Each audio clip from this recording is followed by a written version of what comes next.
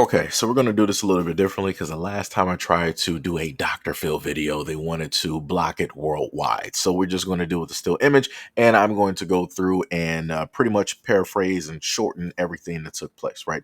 So in this segment of Dr. Phil, we see, of course, Dr. Phil.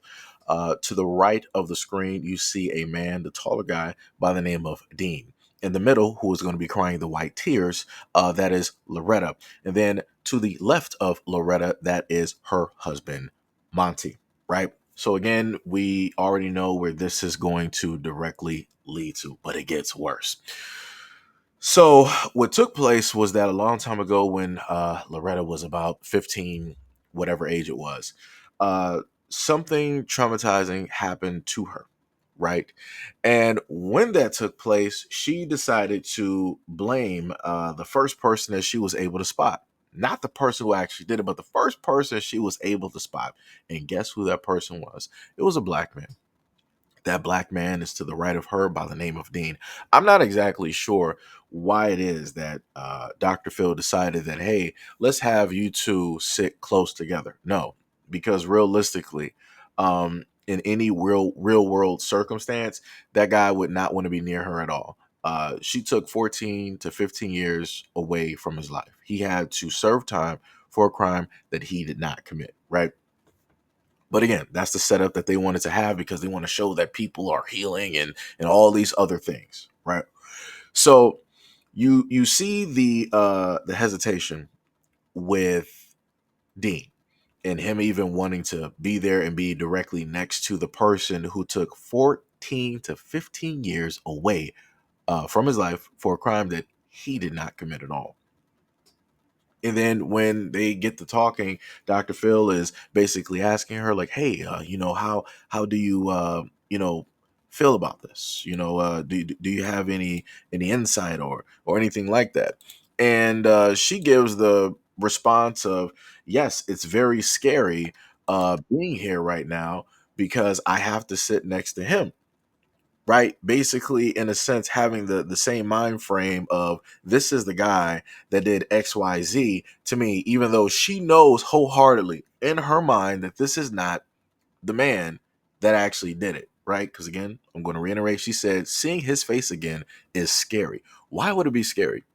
This is a man that did not do what it is that you stated did something to you. You already know this, but yet you're still trying to play this type of card where it's like, I know this is the guy who did it. So then Dr. Phil is like, okay, well, so you've seen his face in a meat market, and then the last place that you've seen his face is basically in court, right? He was like, you haven't seen his face in an alley and you haven't seen his face other places, and you get that being here, correct? She was like, yes. And then later she said, but it's still emotional down here, right? And then it goes into this whole segment where the black guy has to now make the choice on if he wants to take the higher road or if he just wants to speak from his feelings. And of course, he decides to take the higher road by stating that, oh, well, I understand that something, really bad, happened to you. And I hate that that had to happen to you. Then I hate the situation that happened to me had to happen. And I hate that, your kids have to carry this along with them too and all this other. I don't got time for this kumbaya. I'm just gonna be honest. I don't got time for this kumbaya type stuff. You had all types of people crying and directly. I'm just gonna call it the pews in the audience, right? You had a whole bunch of women there wanting to shed tears and crying tears. I don't really think they were shedding tears for that black man, though. They were more so shedding tears because that woman was crying. And I'm like, it's crazy to me how you can obviously see the distress in the man. You can see that this has taken a toll, taken an effect. He got 14 years of his life that he can't even count for because he was locked up. So that's 14 years that he could have been doing a great deal of positive things for his community, for his family, for himself directly out here. But guess what? We'll never know because one woman decided to sit up there and lie when she was 15 and putting him behind bars. So away from, everybody crying directly in the crowd and catching their feelings because they're watching this woman have to relive and having to fight through and scrape and scramble. Then again, the black man tried to give some type of words. some positive words, right? And then it comes to the fact of going to the woman, and she said, Loretta, and she said, I didn't mean to hurt you. I just wanted to tell the truth. I'm so sorry. It's too late for being sorry. 14 years, 14 years, 14 years, 14 years. It's too late to be sorry. And I want to reiterate to a lot of people, this is why I am a staunch supporter when it deals with women facing penalties, facing jail and prison time, whatever time that that man was going to potentially face, the women should be able to face that time. If you're going to make a or levy a false accusation against a man and you know wholeheartedly that he didn't do it, give her that time. What time did he serve? She's going to be serving that same time. So now she's married, she got kids and everything like that. She got the great life, right? So have her serve 14 years away from all of that.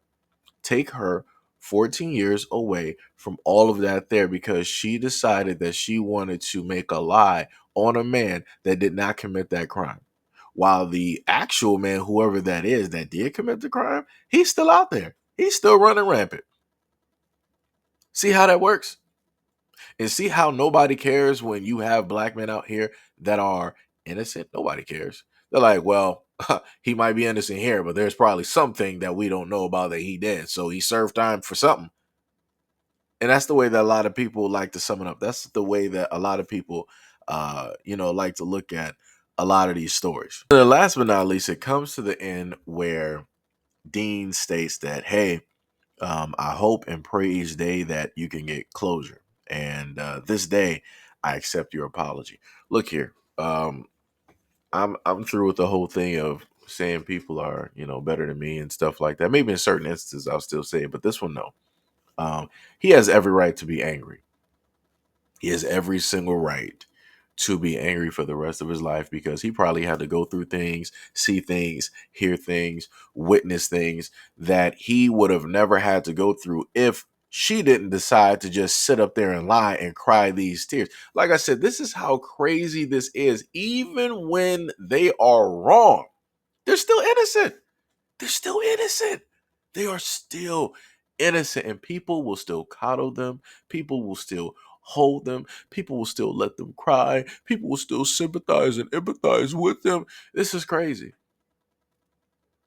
This is crazy. And this is why the rate of black men being exonerated for crimes that they didn't commit are so high in the United States because all the time you have a young black man, you have a black man in his 20s or an older black man that have been put in jail and prison for a crime that they did not commit,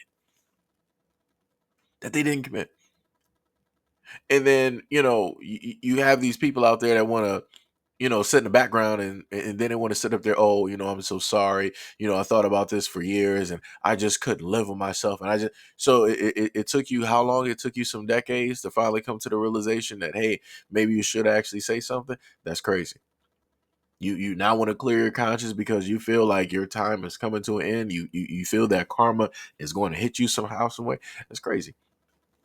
And then the other thing that I want to note that is the utmost craziness, how is it possible that you, as a black man, can still be married to this woman that sat up there and lied on another black man?